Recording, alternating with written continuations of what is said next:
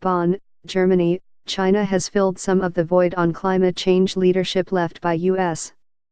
President Donald Trump's decision to quit the 2015 Paris Climate Pact by curbing its own greenhouse emissions, and it has done so without seeking to dominate the talks, delegates said.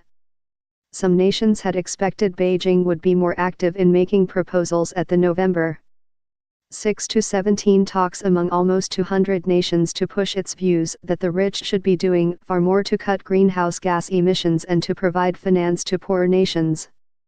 But its delegation has acted broadly in line with past meetings on climate change, other delegates say, championing the cause of emerging nations and pointing to its domestic programs to limit carbon dioxide emissions.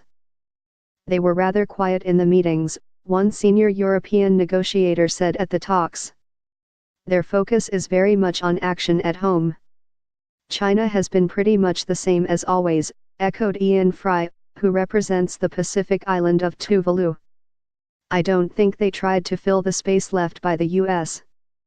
The talks, which made progress on detailed rules for the Paris Agreement, are the first since Trump decided in June to pull out of the pact, handing Beijing a chance to reflect President Xi Jinping's drive for a bigger global role. Trump, who doubts that climate change is caused by man-made greenhouse gases, plans to promote domestic coal and oil. Under the terms of the Paris Accord, a U.S.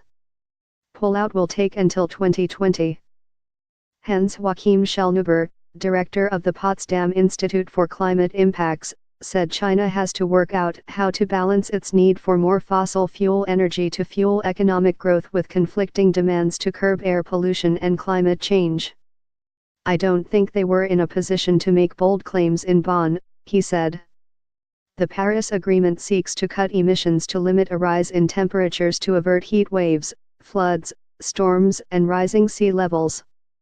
Beijing has traditionally seen itself as a leader only of emerging economies, arguing that the United States, the European Union and Japan have to lead in making cuts because they have emitted most greenhouse gases since the Industrial Revolution.